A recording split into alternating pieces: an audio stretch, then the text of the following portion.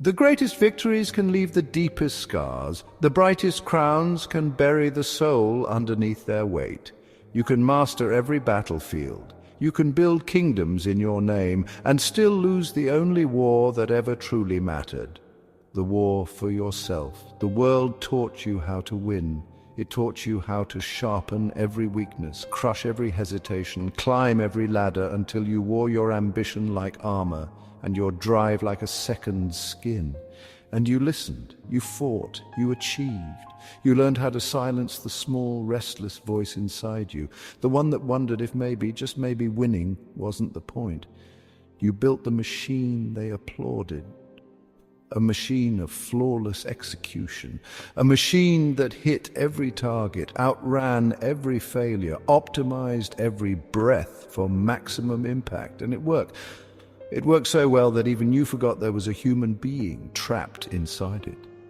But in the hollow spaces between the trophies, in the nights when the silence pressed so hard against your chest you thought it might break your ribs, the question began to rise.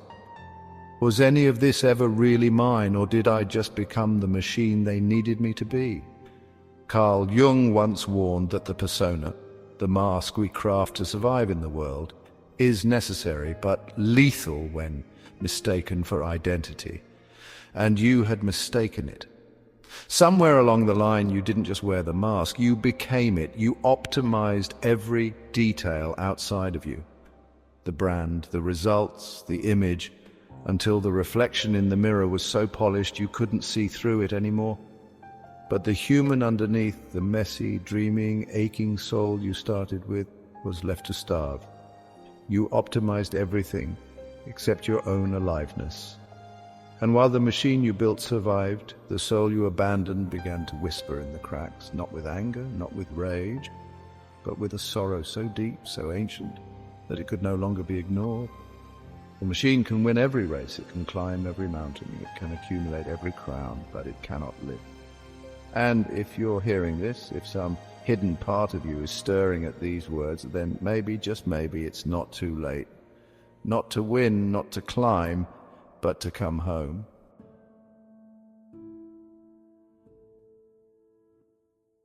The world applauds what it can see, the promotions, the accolades, the shining monuments of achievement that stack higher every year, gleaming in the sun. But it doesn't see what you see. It doesn't see the way you sit in your car long after you've parked, staring blankly at the dashboard, too numb to move. It doesn't see the untouched coffee cooling on your desk, brewed hours ago and forgotten under the weight of another urgent but meaningless task. It doesn't see the vacations you planned but cancelled, the books you bought but never opened, the promises to yourself that withered in the heat of another deadline. From the outside, you are invincible. Inside, you are evaporating. Every new title, every new conquest, every new milestone that should feel like triumph feels a little more like defeat. Carl Jung warned that over-identifying with the persona, the social face, strips the soul until only a hollow shell remains. You didn't just wear the armor, you welded it to your skin. And the world cheered you for it. Every milestone was a fortress, but you forgot to build a door back to your own heart. You moved through your days like a shadow performing old routines. The meetings happen, the victories are recorded, the congratulations pour in, but none of it touches you anymore. There are moments, sharp and terrifying, when you realize you don't even remember why you started chasing these things. The original hunger, the fire, the wild joy that once burned inside you, it has been reduced to ash you carry in your chest. And when the applause dies down, when the noise fades and the emails stop blinking for just a moment, a question slides in through the cracks. If I have everything I ever chased, why does it feel like I have nothing at all? The danger was never in failing. The danger was in succeeding so completely at the wrong thing that you forgot what real success was supposed to feel like. You didn't just climb the wrong ladder, you built the wrong empire. And standing on its highest tower, breathing air so thin it barely sustains you, You realize something far worse than defeat. You realize you were never running toward something. You were only running away, away from the terrifying stillness, away from the soul you abandoned, away from the life that still waits, silent and patient, beneath the ruins of all you thought you had to become. And now there is only one way forward, not higher, not faster, but deeper. Deeper into the self you thought you could outrun, deeper into the life you forgot how to live.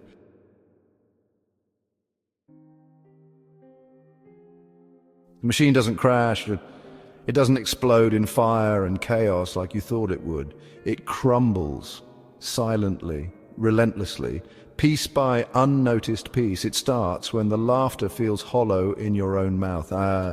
When you catch yourself nodding through conversations you aren't really hearing. When you stare at the blinking cursor on your screen, realizing you've forgotten what you even wanted to say. The outside world sees no difference. You still show up, you still deliver. But inside, something vital is leaking away. Carl Jung warned that the less a man embodies his real self, the blacker and heavier his shadow becomes. And your shadow has been waiting, patiently, quietly. It's not some monster clawing at your walls. It is the ghost of everything you abandoned to become unstoppable. It waits in the text messages you don't return, in the birthday you forgot you missed, in the creative idea you had 3 months ago, the one that you buried because it wouldn't scale, wouldn't impress, wouldn't matter. It waits in the tiny silences you drown with noise. You perfected the world around you and abandoned the world inside you. And now the world inside you refuses to stay silent. You notice it when the applause feels like static against your skin, when victories land with a dull thud instead of a roar, when you finish the project, close the deal, win the award, and instead of feeling triumphant, you feel nothing. You tell yourself you're just tired. You tell yourself it's just a rough patch. You tell yourself it's normal. But part of you knows. Part of you feels the widening cracks in the armor you built too well. Part of you feels the soul you left behind at the starting line, still standing there, still waiting, still wondering if you'll ever come back. And the truth is as brutal as it is simple. You didn't just build the machine, you became it. And now the machine is dying because it was never meant to live. And the real question, the one you can no longer outrun, is this: will you die with it? Or will you finally let the mask fall and remember the face you had before the world taught you how to forget?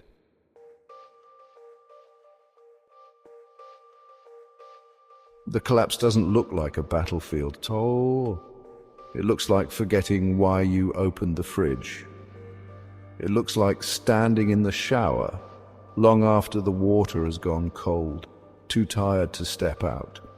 It looks like rereading the same email 3 times and still not caring enough to answer.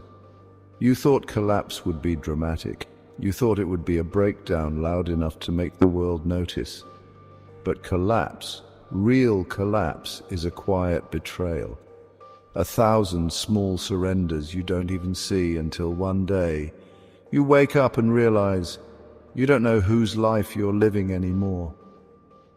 Carl Jung called it the return of the shadow, the reckoning that comes when the structures you built to survive can no longer contain the parts of you tried to exile. You thought you could outwork it.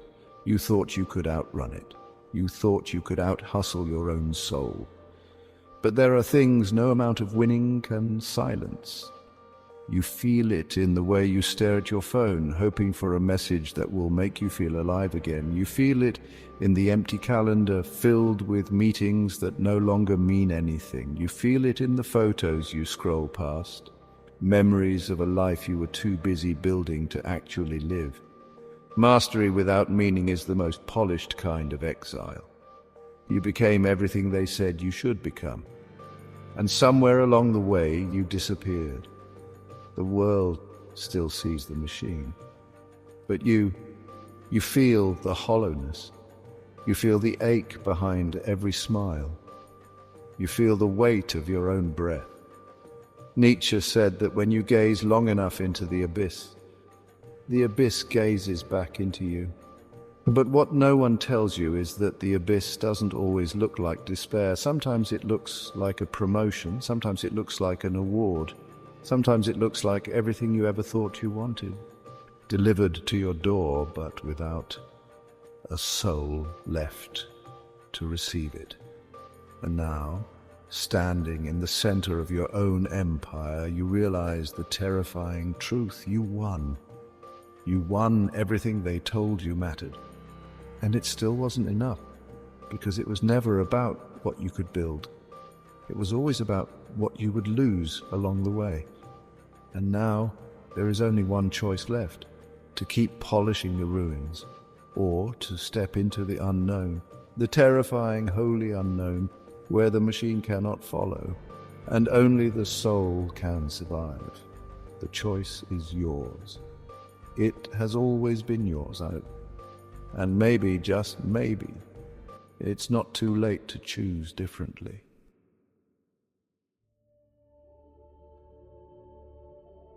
When the machine finally breaks, it doesn't leave you with nothing. It leaves you with something far more dangerous: silence.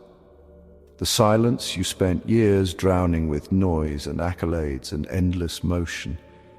The silence you worked so hard never to hear. Now it fills every room you enter. It clings to your clothes. It echoes back every hollow victory and half-lived moment.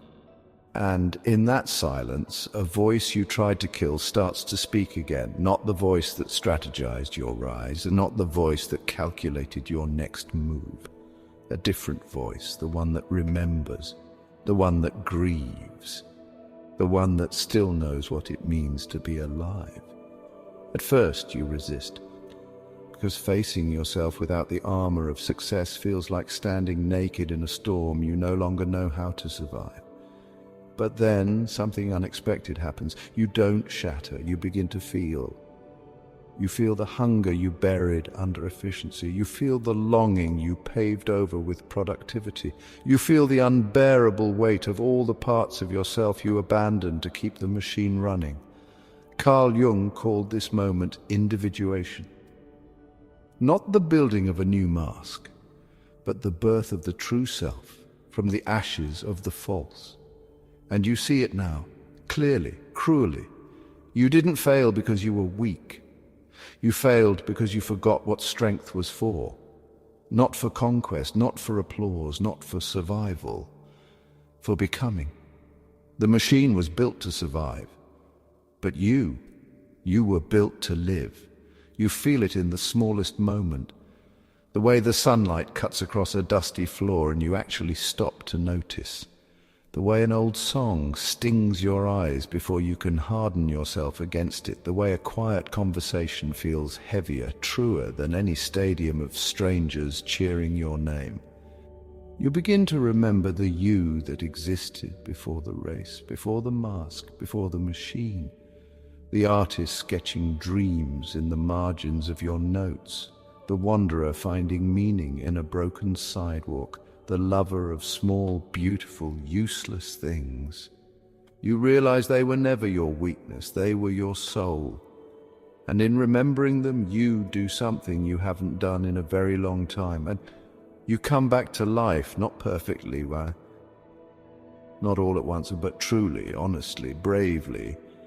And you understand now with a clarity sharper than any victory ever gave you. You weren't just surviving all these years, you were waiting for the day you would finally choose to come home.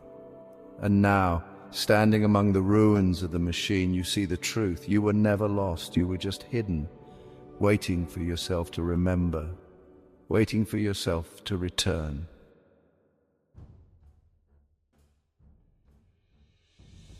You do not rebuild the machine.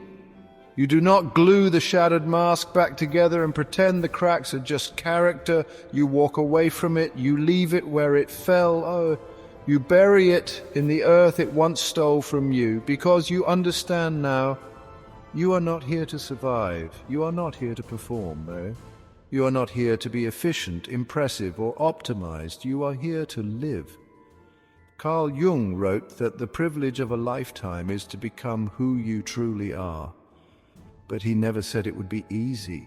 He never said it would be quick. He never said it would be safe. Becoming whole again is not about going back to who you were. It's about becoming someone deeper. Someone forged not by ambition but by honesty, not by achievement but by meaning, not by building walls but by tearing them down until your soul can breathe again. You move differently now. You walk slower, not because you're weaker, but because you're no longer running from yourself.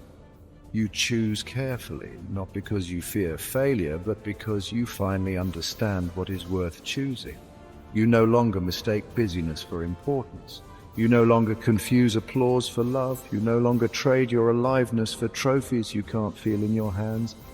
The fire inside you still burns, but it burns differently now. It doesn't devour, it illuminates. It lights the small corners of your life that the machine taught you to ignore. It lights the faces of people who know you without the mask. It lights the path back to the parts of yourself you thought were gone. You were never the machine. You were the fire they tried to contain. You were the life they told you to optimize away. And now you burn without apology. You burn for the forgotten dreams. You burn for the small, sacred moments. You burn for the parts of you that chose life over survival. And if you feel that fire stirring now, flickering in your chest where the machine once stood, then know this. You are not alone. You are not broken. You are becoming. And somewhere out there in the darkness, there is someone else you love, someone else you were born to reach, still waiting to be reminded. The soul can be silenced, but it cannot be killed. The light can be buried, but it cannot be extinguished. So light the way back, for them, for you, forever. If you feel even the faintest flicker inside you, protect it, carry it forward. And when you can, pass the fire to someone who forgot they were still burning.